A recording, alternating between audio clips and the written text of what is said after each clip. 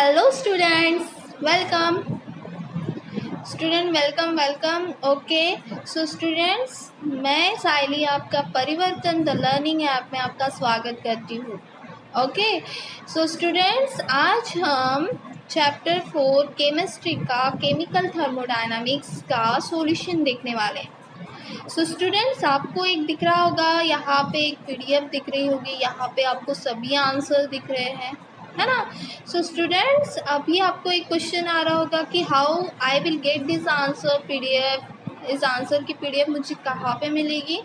So students, don't worry, you will get all the PDF of all chapter at Parivartan the learning app. So students, आपको क्या करना है, you have to download Parivartan app now and there you will find all the PDF solutions of all chapters of chemistry. Okay, आपको परिवर्तन app download करना है, वहाँ पे आपको सभी चैप्टर्स के सॉल्यूशंस के PDF मिल जाएंगे। ओके, सो डेली 1 या 2 चैप्टर्स के वहाँ पे पीडीएफ अवेलेबल मिलती है। अभी तक तो वहाँ पे 4 चैप्टर्स के सक्सेसफुली पीडीएफ हमने डाल के रखे हैं आपके लिए। सो स्टूडेंट्स, अभी जल्दी से जल्दी परिवर्तन ऐप डाउनलोड करिए और सारे पीडीएफ के आंसर्स लेके जाइए, पीडीएफ लेके जाइए। ओके, सो स्टूडेंट्स, अभी टाइम वेस्ट नहीं करते हैं और अपने पॉइंट पे आते हैं। सो आज हम चैप्टर 4 के केमिकल थर्मोडायनामिक्स को स्टार्ट करने वाले हैं। उसमें से आपको दिख रहा है कि एमसीक्यूज दिया है सबसे पहला क्वेश्चन, सो हम उसको स्किप करने वाले हैं और आगे वेरी शॉर्ट आंसर क्वेश्चन जो है 1 मार्क्स के लिए उससे स्टार्ट करने वाले हैं। ओके, सो स्टूडेंट स्टार्ट करते हैं। ओके, सो स्टूडेंट, सबसे पहला क्वेश्चन है, write expression to calculate maximum work done when 1 mole of an ideal gas expand isothermally and reversibly from V1 to V2। Okay, so students, क्या बोला है, ऐसा expression maximum work done का expression बोला गया है। सो आपको सभी को पता है W max is equal to क्या है expression, -2.303 nRT log V2 upon at isothermal and reversible process from V1 to V2 के लिए V2 अपॉन V1 है ना। Okay, now move to the next question. Write the mathematical relation between delta H and delta U during the formation of 1 mole of CO2 under standard reaction condition। Delta H और delta U के बीच में का relation पूछा है, enthalpy और internal energy के बीच में का। So what will be the answer, delta H equals to delta U plus delta NGRT, है ना, दिख रहा है ना आपको। This will be the solution. 1 marks का क्वेश्चन है, you have to write only the equation. Okay, now next question, standard enthalpy of formation of water is -286 kilojoule mole inverse. Calculate the enthalpy change for the formation of 0.018 kg of water. देखो, formation of water हो रहा है, okay, and उसकी enthalpy of formation दी है -286 kilojoule per मोल, है ना। सो हमें बोला है कि अभी फॉर्मेशन हो रहा है 0.018 kg ऑफ वाटर, तो उसके लिए एंथैल्पी चेंज ऑफ फॉर्मेशन क्या रहेगा। सो स्टूडेंट, अगर हम रिएक्शन देखते हैं तो रिएक्शन रहेंगे H2 plus half O2 equals to H2O, है ना। सो यहाँ पे जो वाटर फॉर्मेशन हो रहा है, क्या वो वाटर का फॉर्मेशन हो रहा है, उस वाटर यहाँ पे जो वाटर फॉर्मेशन हो रहा है उससे अलग रहेगा, नहीं ना। सो यहाँ पे आपको कंफ्यूज करने के लिए क्वेश्चन डाला है, रिएक्शन तो सेम ही रहने वाली है ना। तो यहाँ पे अगर H2O की बात करते हैं हम लोग, तो H2O की अगर बात करते हैं तो उसका जो मास है उसमें केजी में दिया है 0.018 kg, उसको हम ग्राम में कर दे तो वो 18 ग्राम आता है ना। सो 18 ग्राम की अगर हम बात करते हैं, सो 18 ग्राम यहाँ पे वाटर बन रहा है। सो अगर हम रिएक्शन देखते हैं तो रिएक्शन में भी H2O बन रहा है, और जो हमें बनाना है वो भी 18 kg है ना।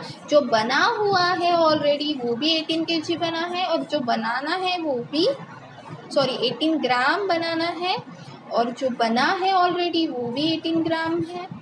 सो एंथैल्पी फॉर्मेशन क्या रहेगा, सेम ही रहेगा, है ना। सो ये आपको क्वेश्चन कंफ्यूज करने के लिए दिया है।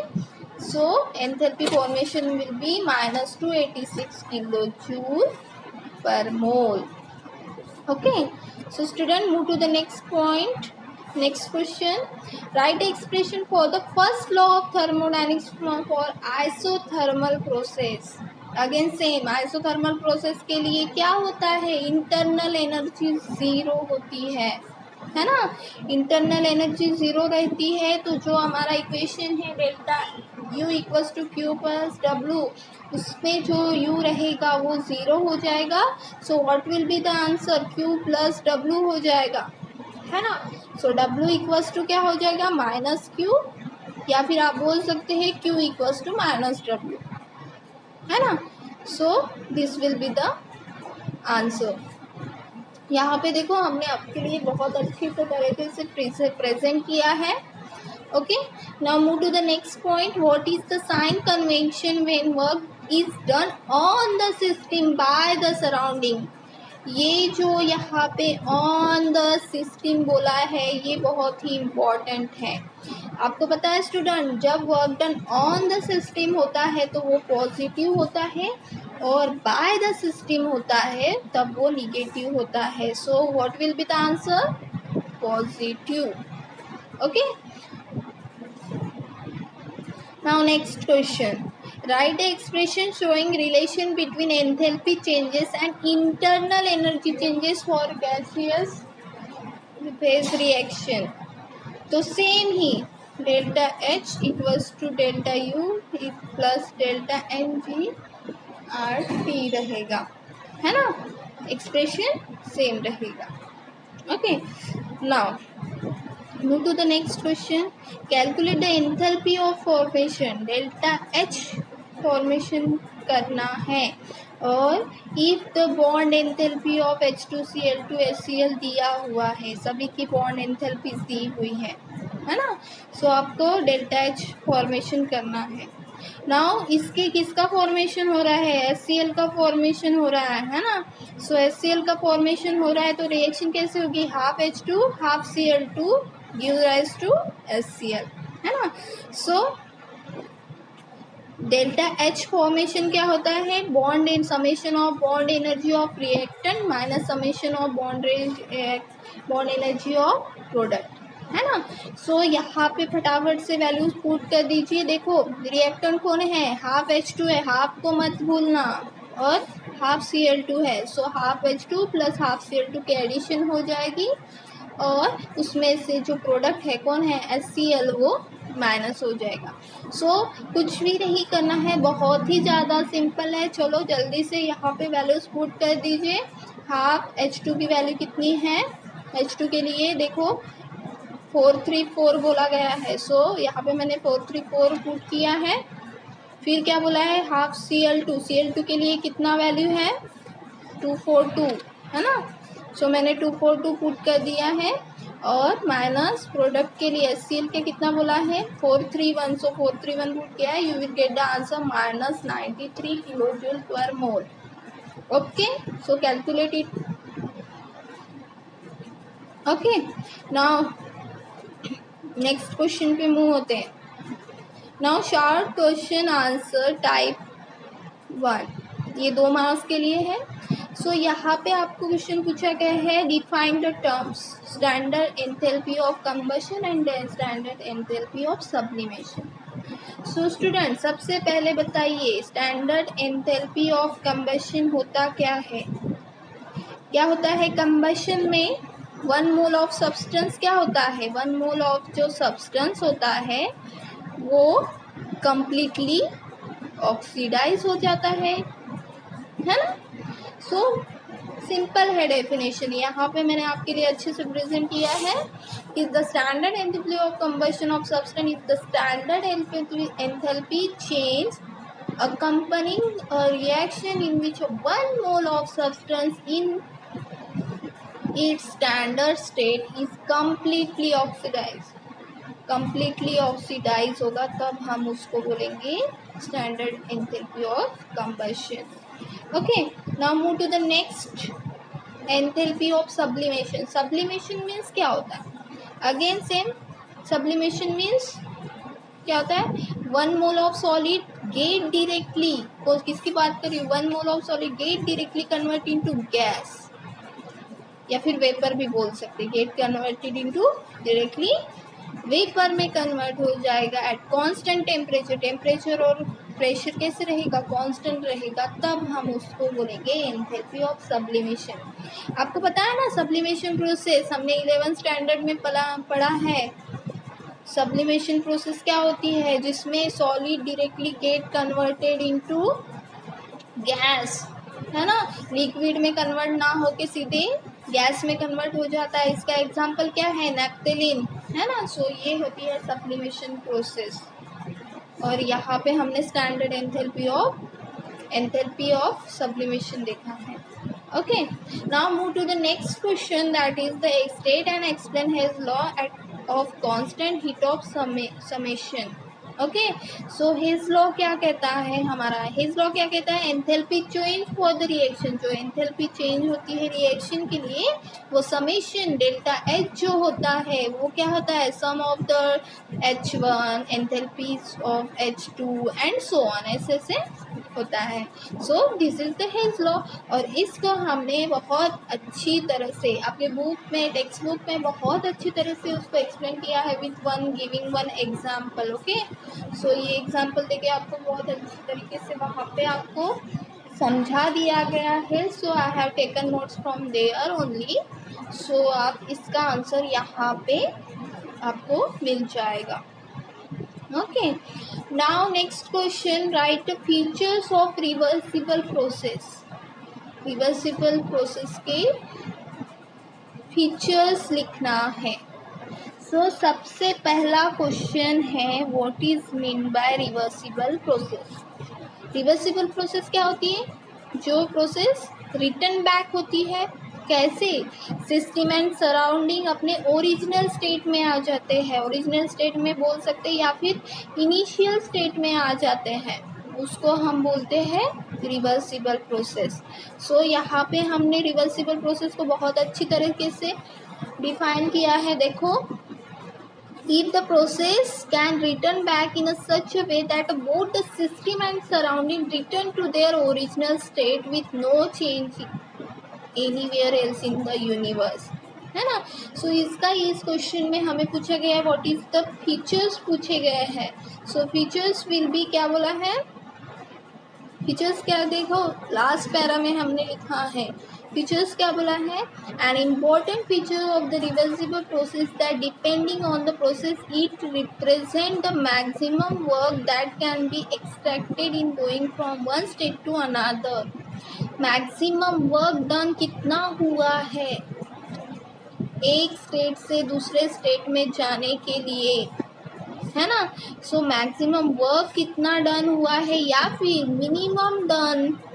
मिनिमम वर्क, कितना मिनिमम वर्क लगने वाला है इस स्टेट कन्वर्जन के लिए, उसको हम रिवर्सिबल प्रोसेस के फीचर्स मानते हैं, है ना. So this will be the answer of. Okay, now move to the next question, that is the derived an expression for pressure volume work. देखो प्रेशर वॉल्यूम वर्क का यहाँ पे हमने आपके लिए बहुत अच्छे तरीके से उसका डिराइव किया है एक्सप्रेशन. सो यहाँ पे आप देख सकते हैं कि जो वर्क होता है वो फोर्स इनटू डिस्प्लेसमेंट बोला गया है. फिर जो डिस्प्लेसमेंट है उसको हम, जो फोर्स है उसको हम प्रेशर इनटू एरिया के फॉर्म में लिख सकते हैं. एंड ऐसा करके A into D, area into displacement, हम उसको चेंज इन वॉल्यूम कहते हैं. सो एक्सप्रेशन भी क्या हो गया? W equals to P delta V. And for expansion process and for during expansion और ड्यूरिंग कॉम्प्रेशन जो होता है वो यहाँ पे हमने बहुत अच्छी तरीके से यहाँ पे एक्सप्लेन किया है. So this is the expression for the pressure volume work. Okay, now next question. The enthalpy change for the reaction. क्या निकालना है? एंथैल्पी चेंज निकालना है. अगेन क्या दिया हुआ है? कौन सी रिएक्शन दी हुई? CH4 से CH3 Cl बनाना और HCl बना हुआ है. सो यहाँ पे उसके बॉन्ड एनर्जी उसके दिए हुए हैं, है ना. सो हमें पता है कि द एंथैल्पी चेंज जो होता है वो summation of bond energy reactant minus summation of bond energy product होता है. सो हमने लिख लिया. सो अभी रिएक्शन तो ऑलरेडी दी गई है आपको, है ना. सो अभी कुछ नहीं करना है आपको, बॉन्ड एनर्जीज को बस लिखना है. सो सबसे पहले रिएक्टेंट को देखो, CH4 Cl2. So bond energy लिखते वक्त कैसे लिखते हैं देखो, एक आपको बताती हूँ, CH4 CH, यहाँ पे H, यहाँ पे H और यहाँ पे H. हो गया CH4, हो गया ना CH4. सो ऐसा लिखते हैं. सो ये बॉन्ड कौन सा हो गया? CH का बॉन्ड, CH का बॉन्ड, CH का बॉन्ड और CH का bond. How many bonds of CH4? सो हम यहाँ पे ऐसे लिखते हैं, देखो CH4 CH बॉन्ड लिखा है मैंने. फिर रिएक्टेंट साइड में देखो Cl बॉन्ड, फिर Cl बॉन्ड लिखा है. नाउ प्रोडक्ट के साइड में देखो अभी प्रोडक्ट साइड लिखना है. CH3 CH बॉन्ड कितना है? 3 है. और एक कौन सा बॉन्ड है? Cl का बॉन्ड है. और नेक्स्ट HCl है, तो हम 1 HCl लिखेंगे. Now putting all these values we will get the answer, that is the X is equal to, हमें यहाँ पे जो है Cl बॉन्ड नहीं पता है. सो इसीलिए हमने यहाँ पे Cl बॉन्ड को X कंसीडर किया है ना, X कंसीडर किया है. और by solving this we will get the answer of X. So आगे बढ़ते हैं student. Now 6th question. Calculate the standard enthalpy of combustion of CH4.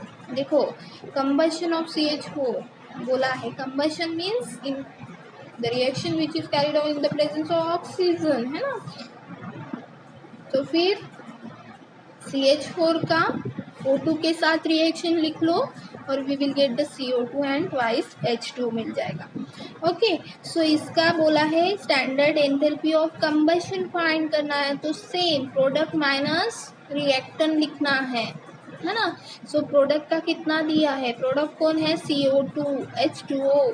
इनका एडिशन कर दो. कितने H2O है? 2 H2O है, इसीलिए 2 दिए हैं हमने यहाँ पे. देखिए 2 लिए हैं, है ना.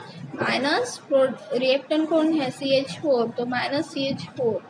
अगर हम इसको सॉल्व करते हैं इसके वैल्यू को, तो हमें स्टैंडर्ड एंथैल्पी ऑफ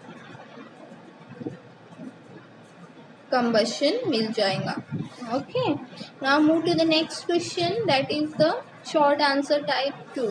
3 मार्क्स के लिए क्वेश्चन पूछे जाते हैं. So define isolated system. Isolated system क्या होता है? ऐसे सिस्टम होती है जिसमें से मैटर और जिसमें से एनर्जी एक्सचेंज नहीं हो पाती. ऐसे सिस्टम को हम क्या बोलते हैं? आइसोलेटेड सिस्टम, है ना. आउटसाइड ये बाउंड्रीज से बाहर नहीं जा सकती है, उसको हम आइसोलेटेड कहते हैं, है ना. ओके, नाउ ऐसे आइसोलेटेड सिस्टम कहते हैं. नाउ सेकंड क्वेश्चन क्या बोला है? क्वेश्चन है numerical. 3 moles of an ideal gas is expanded from 15 dm³ to 20 dm³ at a constant external pressure of 1.2 bar. चलो लिखो, डेटा लिखो.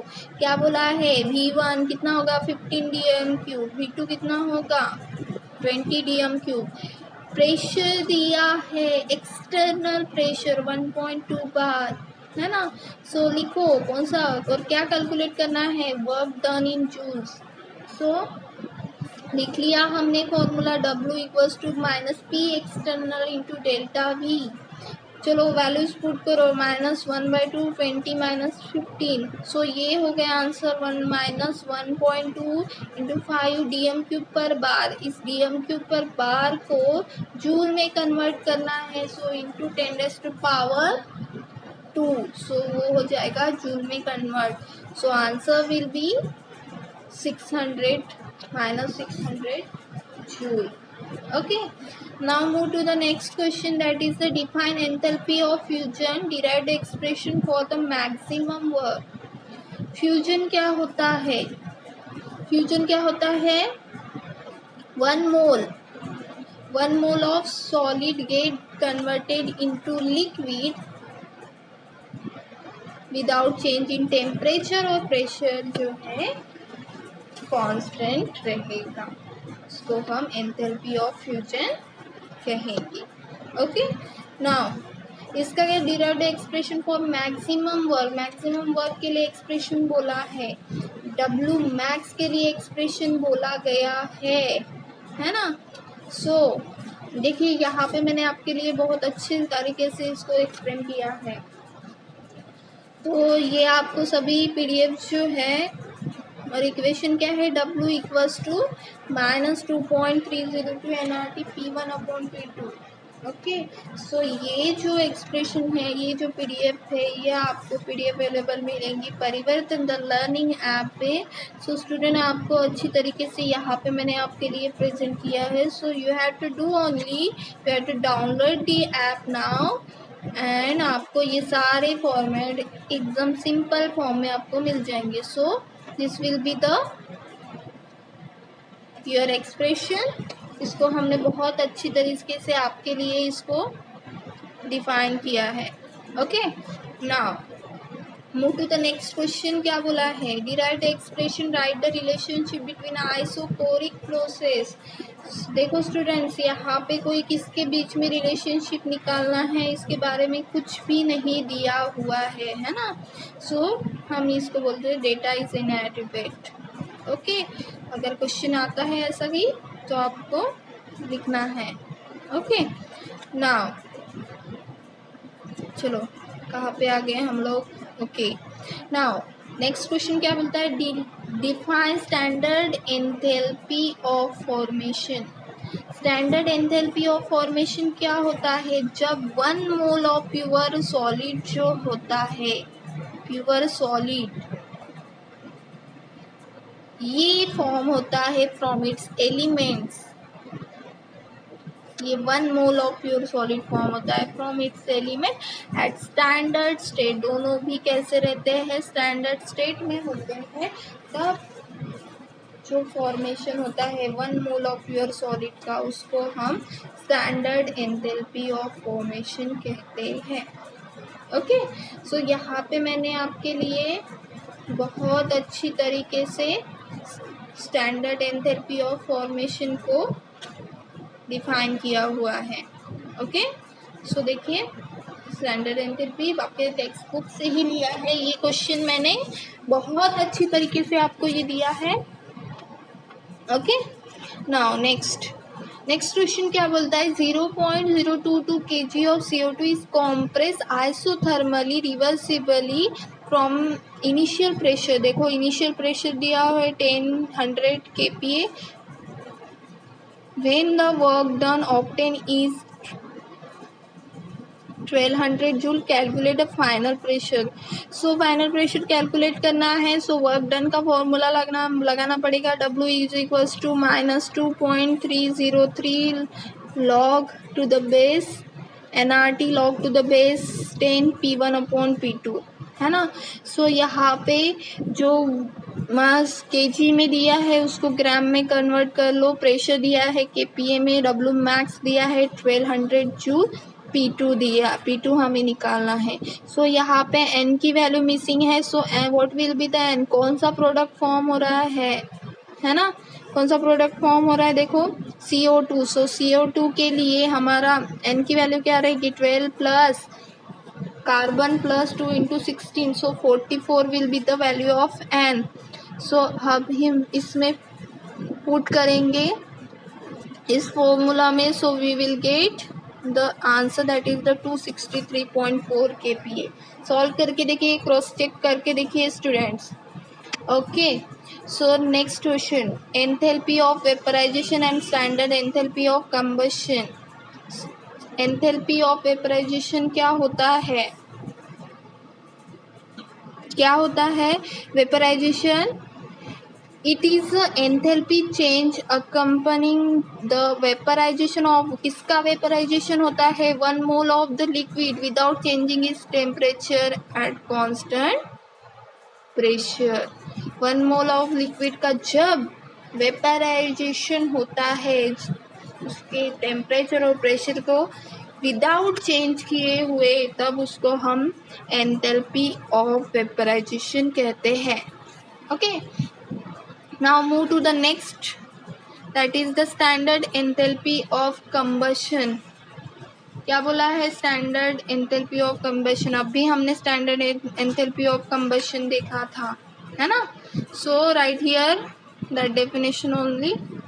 Now move to the next question, why work done in the vacuum is zero. अरे work done in the vacuum zero कब रहता है? जब external pressure जो है वो ज़ीरो रहता है, और वही कंडीशन होती है वैक्यूम की।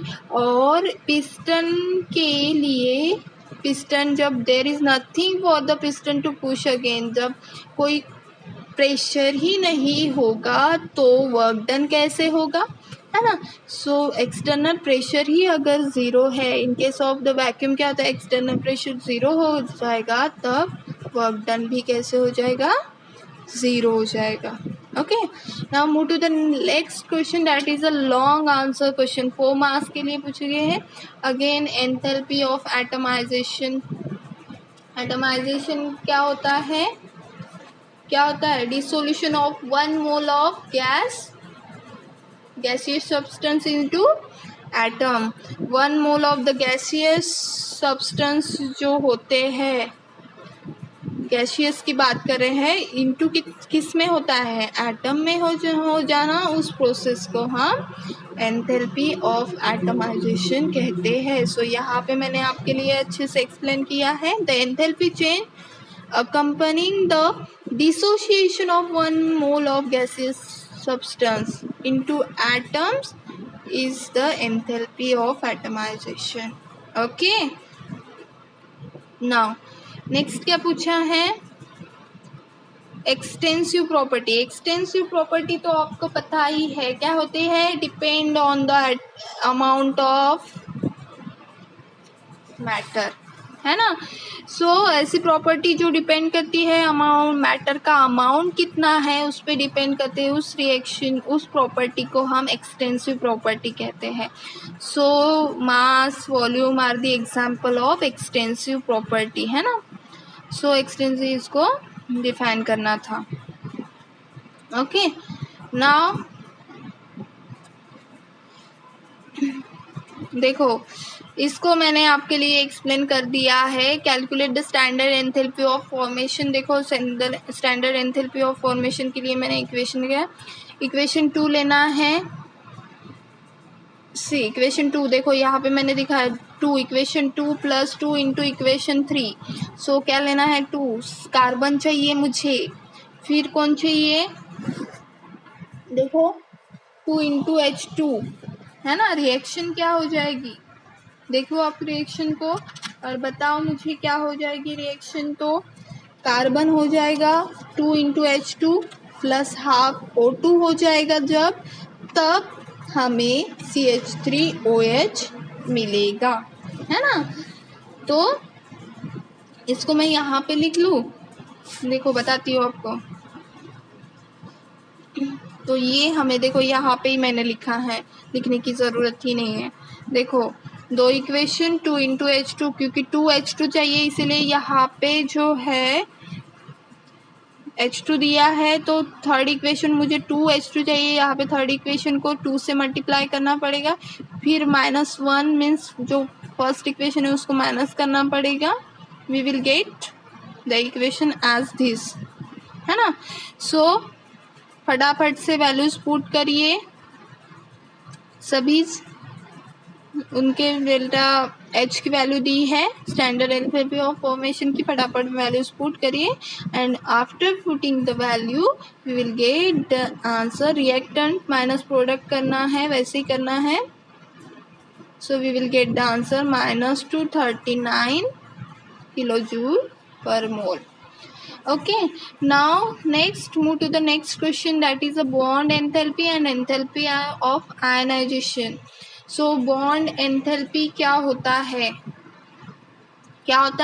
The enthalpy change required to break a particular covalent bond in 1 mole of gaseous molecule का पर्टिकुलर जो कोवेलेंट बॉन्ड होता है उसको ब्रेक करने के लिए जो एंथैल्पी चेंज रिक्वायर्ड होता है to produce an gaseous atom को प्रोड्यूस करने के लिए या फिर रेडिकल को प्रोड्यूस करने के लिए जो एंथैल्पी चेंज रिक्वायर्ड होता है उसको हम बॉन्ड एंथैल्पी कहते हैं. और एंथैल्पी ऑफ आयनाइजेशन क्या होता है?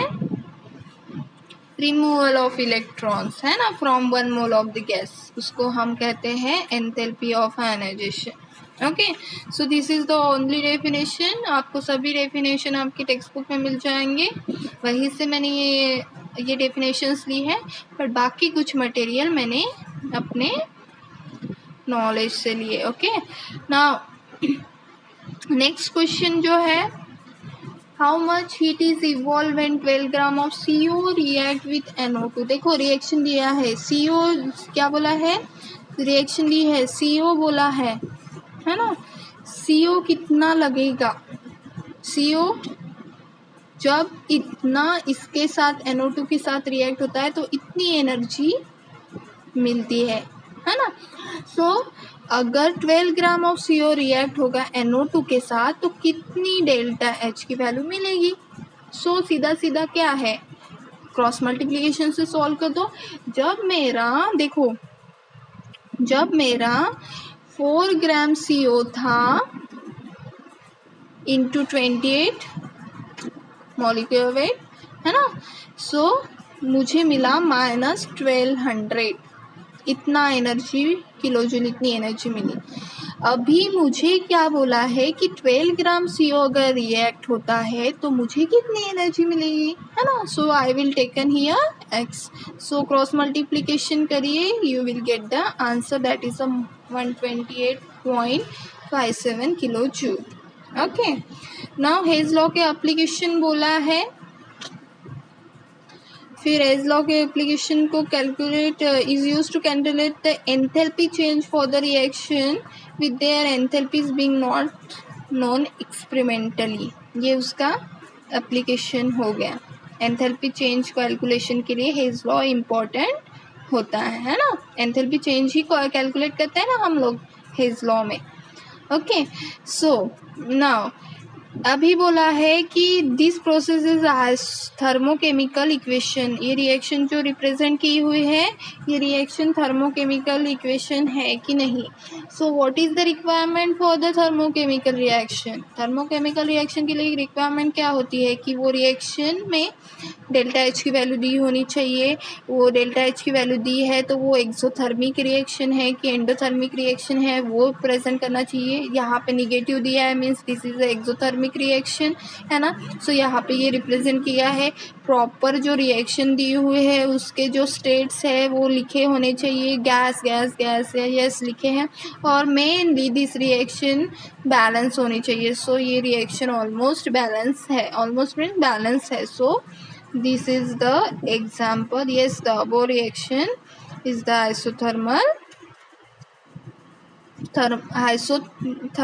thermochemical reaction. Okay, so this is the answer. Now last question, classify the following into intensive and extensive property. में classify करना है ना. ये तो आपको पता है इंटेंसिव प्रॉपर्टीज कौन कौन से है, प्रेशर और टेम्परेचर. और एक्सटेंसिव कौन से है, मास और वॉल्यूम, है ना. एक्सटेंसिव मीन्स जिसमें अमाउंट ऑफ मैटर पे डिपेंड करता है और इंटेंसिव में अमाउंट ऑफ मैटर डिपेंड नहीं करता, मैटर नहीं करता, ऐसे भी बोल सकते हैं ना. सो स्टेट फंक्शन, और क्या बोला है, स्टेट फंक्शन को डिफाइन करो। स्टेट फंक्शन क्या होता है, property whose value does not depend upon the path, है ना। पाथ क्या फॉलो किया, ये इनिशियल स्टेट है v1, ये v2, यहाँ से यहाँ पे जाने के लिए कितना कैसा पाथ फॉलो किया गया है, ऐसे गए हैं या सीधे गए हैं या ऐसे करके गए हैं, ये नहीं देखा जाता। सीधा इनिशियल और फाइनल स्टेट में इंटरेस्टेड होता है, उसको हम स्टेट फंक्शन बोलते हैं। सो ऐसे कौन से फंक्शन है स्टेट फंक्शन, एग्जाम्पल है enthalpy change, enthalpy is the state function because only initial and हम फाइनल एंथैल्पी देखते हैं। ऑर्गेन डेंसिटी भी बोल सकते हैं, डेंसिटी नहीं डिपेंड करता कि हमने कितने अमाउंट ऑफ सब्सटेंस की डेंसिटी चेक की है, इसमें आप इतना सॉल्यूशन लो उसकी डेंसिटी चेक करो, या फिर इसमें आप इतना सॉल्यूशन लो भर के उसकी डेंसिटी चेक करो, density does not depend upon the matter, है ना। So this is how we have solve all this solution question bank. Okay, so students आपको एक बार फिर से बता देती हूँ, ये आपको जो पीडीएफ है ये आपको हमारे परिवर्तन द लर्निंग ऐप पे मिलने वाले हैं। So student you have to do only one thing, you have to download the app and you will get all the PDFs, all the chapters PDF. Okay, so students thank you very much. कल हम दूसरे chapter के साथ की PDF के साथ यहाँ पे प्रेजेंट करेंगे. Okay, so students thank you very much.